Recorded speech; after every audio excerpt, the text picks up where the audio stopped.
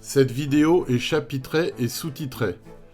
Dans cette vidéo, je vous emmène à Bruges, ses églises majestueuses, les trésors de ses musées, le Béguinage, la Grand Place avec son beffroi et bien sûr ses célèbres canaux. En fin de vidéo, je vous montre aussi mon hôtel.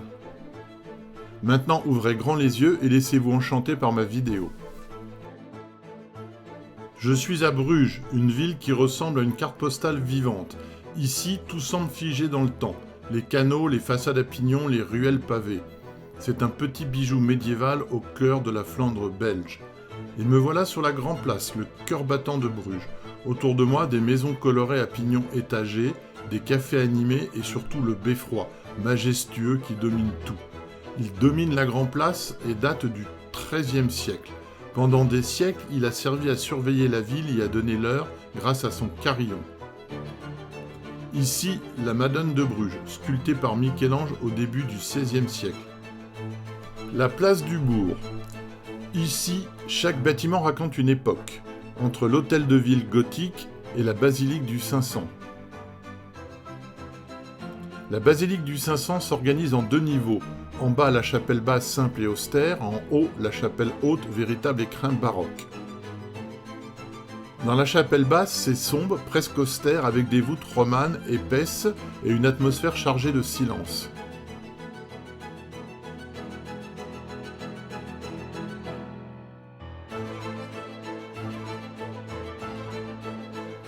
Je monte maintenant vers la chapelle du 500, qui constitue la seconde partie de la basilique après la chapelle basse.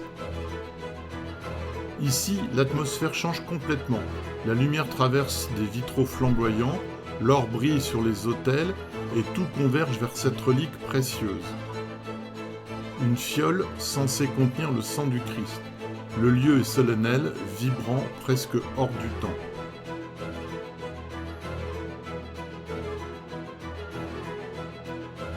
Juste à côté de la chapelle, un petit musée complète la visite. Il abrite des pièces religieuses précieuses et retrace l'histoire du 500 à travers les siècles. Je continue la balade à pied, cette fois en longeant le canal. L'eau, les façades anciennes, le silence, tout ici invite à ralentir et simplement profiter.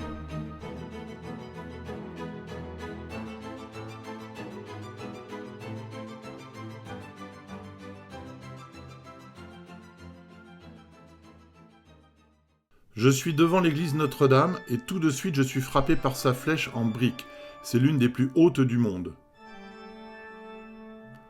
L'église Notre-Dame, à l'intérieur, c'est un mélange d'austérité gothique et de raffinement.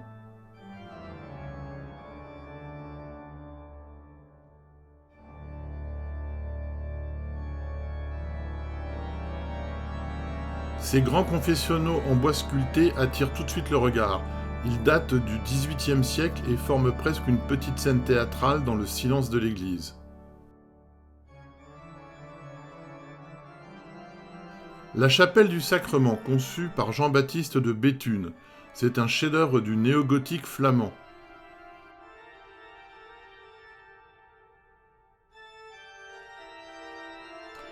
Admirez ce triptyque de la Passion réalisé par Bernard van Orley en 1534. Au-dessus des stalles baroques du chœur de l'église Notre-Dame de Bruges, on peut admirer les armoiries peintes des chevaliers de la Toison d'Or. Ils formaient un ordre prestigieux fondé en 1430 par Philippe le Bon pour unir les grandes familles nobles autour d'idéaux de chevalerie et de fidélité. Je vais maintenant vers l'hôpital Saint-Jean, juste le temps d'admirer quelques œuvres. Fondé au XIIe siècle, il est l'un des plus anciens hôpitaux médiévaux d'Europe. Il accueillait pèlerins, malades et indigents. Aujourd'hui, ce site historique abrite un musée remarquable.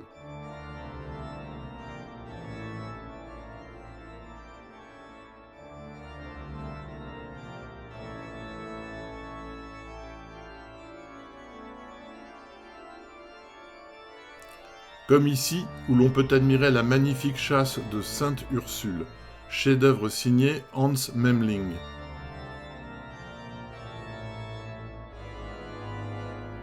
Je suis devant la cathédrale Saint-Sauveur de Bruges, la plus ancienne église de la ville dont les origines remontent au Xe siècle.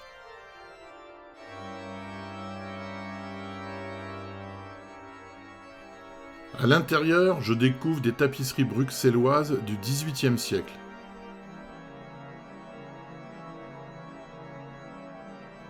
Mais la cathédrale abrite bien d'autres trésors à découvrir.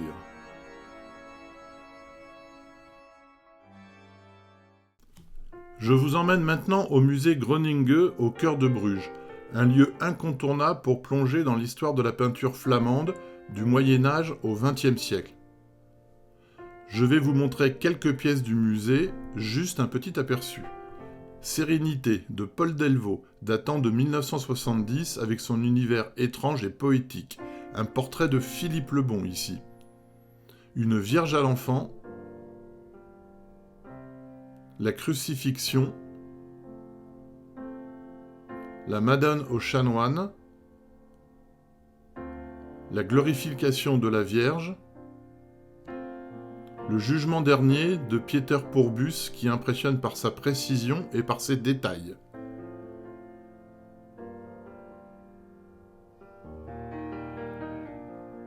L'avare et la mort.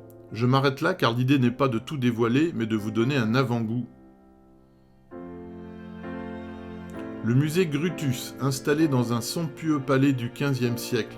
Il présente plus de 600 objets retraçant 5 siècles d'histoire brugeoise.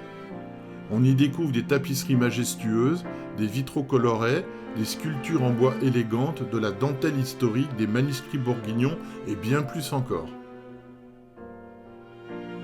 Je décide de poursuivre ma balade jusqu'au Béguinage en faisant un petit crochet par le Minwater, ce paisible lac qu'on surnomme aussi le lac d'amour. C'est l'un des endroits les plus romantiques de Bruges. Ce paisible plan d'eau est entouré de verdure et de cygnes gracieux. Son nom provient d'une légende tragique. Mina, une jeune fille, s'enfuit dans le bois pour échapper à un mariage arrangé. Son bien-aimé, Stromberg, la retrouva trop tard, morte d'épuisement. En sa mémoire, il fit dévier un ruisseau pour créer ce lac où il l'enterra. Aujourd'hui, on dit que les couples qui traversent le pont ensemble connaîtront un amour éternel. Cap maintenant sur le Béguinage, un endroit plein de sérénité, entre histoire, spiritualité et silence. Le Béguinage de Bruges, c'est comme une parenthèse silencieuse en plein cœur de la ville. En entrant, je suis frappé par le calme des maisons blanches, un grand jardin central bordé d'arbres et ce sentiment paisible que le temps s'est arrêté. Fondé au XIIIe siècle, il abritait autrefois des béguines, ces femmes pieuses qui vivaient en communauté sans prononcer de vœux. Aujourd'hui, on y trouve encore des religieuses bénédictines. C'est l'un des lieux les plus émouvants de Bruges.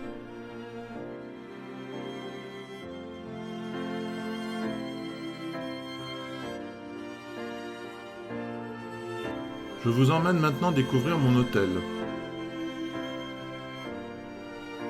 Et me voilà dans la chambre 20, mon petit cocon pour la nuit.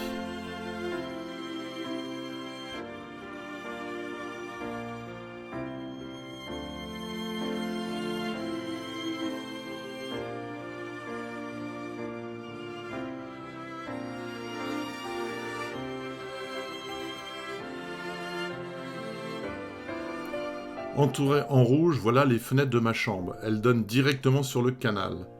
Regardez cette vue depuis la fenêtre, c'est typique et franchement difficile de rêver mieux. Les espaces communs de l'hôtel sont tout petits mais ils ont vraiment beaucoup de charme, cosy et chaleureux.